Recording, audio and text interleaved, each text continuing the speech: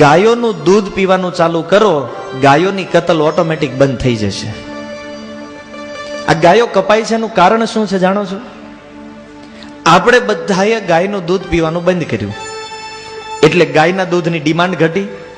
ગાયના દૂધની ડિમાન્ડ ઘટી એટલે લોકોએ ગાય વેચવા કાઢી, અને વેચવા કાઢી અસુરોએ ખરીદીની કાપીને ખાવા માંડ્યા. આ ગાયો કપાય છે એના માટે આપણે તે કાંઈક અંશે જવાબદાર છીએ. જો આપણે બધા ગાયનું દૂધ પીતા હોય તો ગાયની ડિમાન્ડ વધશે, કારણ કે બધાને ગાયનું દૂધ જો પીવું હોય તો વધારે પ્રમાણમાં ગાય જોઈએ, અને વધારે ગાય જો રાખવામાં આવે તો પછી કતલખાને ગાયો જે જાય છે એની સંખ્યા ઓછી થતી જશે. વર્તમાન સમયમાં ભારતમાં 3600 કતલખાના ચાલે છે જેને દિલ્હી સરકારે પરમિશન આપી છે, લીગલ. અને એમાં ખાલી ગાય નહીં, ગાય, બકરા, ઘેટા, ઊંટ અનેક પશુઓ કપાય છે. અને 3500 કતલખાના એવા ચાલે છે જેને સરકારની પરમિશન નથી, ઇનલીગલ. હવે આપણે અહીં બેઠા બેઠા વાતો કરતા હોય, ગાયોને બચાવવી જોઈએ. અમુક લોકો ફેસબુક ઉપર બહુ ફોટા મોકલે, ગાયોને બચાવો, ગાયોને. એમ ફોટા ઇન્ટરનેટ ઉપર નાખવાથી ગાય ન બચે. ગાયને બચાવવી હોય શરૂઆત આપણાથી કરવી પડે. પહેલા આપણે જો ગાયનું દૂધ પીશું, ગાયોની જો ડિમાન્ડ વધશે તો ઓટોમેટિક ગાય કપાતી બંધ થઈ જશે. આપણે ગાયનું દૂધ પીવું નથી, કારણ કે ડેરીમાંથી મળે પછી બકરીનું, ઘેટાનું જે ભેગું હોય બધું આપણને ઘરે દૂધ મળવું જોઈએ, બસ. હા, આપણા ગામડાઓમાં તમે જુઓ, 15 થી 20 વર્ષ પહેલા પ્રત્યેક ઘરમાં દૂધની, ઘીની કોઈ કમી નહોતી. કારણ કે પશુઓ રાખતા, ગાય રાખતા લોકો. અને હવે લોકોની વિચારસરણી એટલી હીન થઈ ગઈ. આપણે 4 જણા છીએ, આપણે દૂધ પીવું હોય બહાર કોકને નથી વેચાતું લઈ આવશો. આપણે શું કામ માથાકૂટ કરવી, ગાયને બાંધવી, રોજ એનું પછી આપણી ભાષામાં કે ને વાસીદું કરવું, એની સફાઈ રાખવી, એની હાટું નીણ લાવવી, એન કરતા ભલે 40 રૂપિયાનું લીટર બહારથી લઈને પી લેશું. અને આમાં ઓલા અસુરોને મોકો મળ્યો પછી કે હિન્દુઓને ગાયની જરૂર નથી, આર્યવર્તના જે લોકો છે એને ગાયની જરૂર નથી, એટલે આવવા દો આપણે કતલખાનામાં. ગમે એટલા નારા લગાવો, ગમે એટલી રેલીઓ કાઢો, કે ગમે એટલા યજ્ઞ કરી લ્યો, ગાય કોઈ દિવસ બચવાની નથી. કારણ કે ગાયને જો બચાવવી હોય તો એક જ રસ્તો છે, આપણે પોતે પહેલા એ ગાયની મહત્તા સમજવી પડશે કે ગાય જે છે એ ભગવાન શ્રી કૃષ્ણને સૌથી વધારે પ્રિય છે. જે વ્યક્તિ ગાયોનું પાલન કરે એ ભગવાનને પ્રસન્ન કરી શકે. એટલે જ ભગવાનનું એક નામ છે ગોપાલ. ગો શબ્દનો અર્થ થાય છે ગાય, અને પાલ એટલે જે એનું પાલન કરે છે ઇતિ ગોપાલ.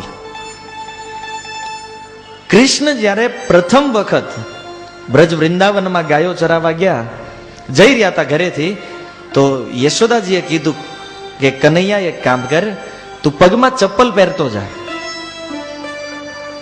લગભગ કૃષ્ણની ઉંમર 3-3.5 વર્ષની હશે. યશોદાજીએ કીધું લાલા તું ચપ્પલ પહેરી લે પગમાં. કેમ? તો કીધું કે જંગલમાં કાંટા હોય, કંકર હોય, તારા કોમળ પગ છે, વાગી જાય પગમાં. ત્યારે કૃષ્ણે કીધું તો એક કામ કરો, 36 લાખ ચપ્પલ આપો તો હું ચપ્પલ પહેરું. યશોદાજી કેમ 36 લાખ ચપ્પલ શા માટે? નંદ બાબાને ત્યાં 9 લાખ ગાય હતી એવું ભાગવત કહે છે. એક ગાયના 4 પગ. કૃષ્ણ કે પહેલા ગાયોને ચપ્પલ પહેરાવો, પછી હું ચપ્પલ પહેરીશ. હવે 36 લાખ ચપ્પલ યશોદાજીના બસની વાત નહોતી ગાયોને પહેરાવવા. યશોદાજી કે લાલા આ સંભવ નથી. કૃષ્ણ કે તો હું ચપ્પલ નહીં પહેરું. અને 11 વર્ષ 52 દિવસ સુધી એ કૃષ્ણ બ્રજ વૃંદાવનમાં ક્યારેય ચપ્પલ નથી પહેર્યા એને. જો ભગવાન હોવા છતાં એ ગાયો ચપ્પલ નથી પહેરતી, એટલે કૃષ્ણએ ક્યારેય બ્રજ વૃંદાવનમાં કોઈ દિવસ ચપ્પલ નથી પહેર્યા.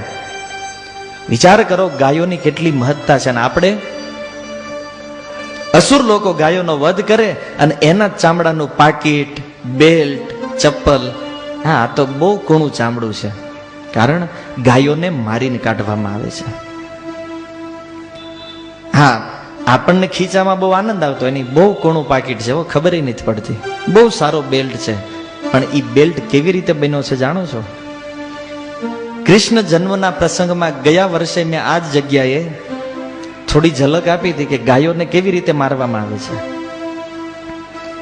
કતલખાનામાં લઈ જાય ગાયોને, પછી એની જે ક્રેન હોય એમાં ઉલટી લટકાવેલી હોય ગાયો, અને એ ગાયોનું જો જીવતી ગાયનું ચામડું ઉતારવામાં આવે તો એની કિંમત લાખો રૂપિયા મળે છે.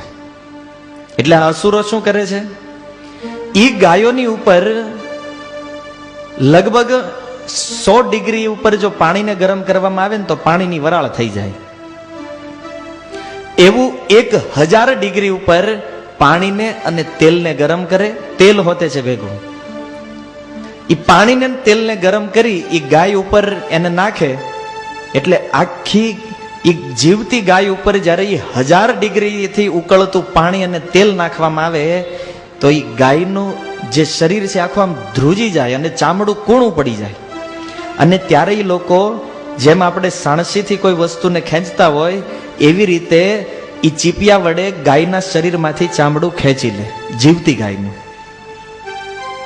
અને એ ચામડામાંથી આવી બધી વસ્તુઓ બને જેના માટે હું તમે હજારો રૂપિયા ખર્ચ કરી રહ્યા છીએ. આવું જો ન થવા દેવું હોય તો સાચી સેવા ગાયની છે. ગૌશાળાઓ બનાવો, ગૌશાળાઓમાં દાન આપો, એ ભાવ તમારો બિલકુલ સાચો છે, કરવું જોઈએ. ગાયો માટે બની શકે એટલું દાન આપવું જોઈએ. પણ જો તમે પોતે ગાયોના દૂધનો ઉપયોગ ચાલુ કરશો તો આનાથી જે લાભ ગાયોને અને સમાજને થશે એટલો લાભ આ સંસારમાં બીજી કોઈ પ્રવૃત્તિથી નહીં થાય.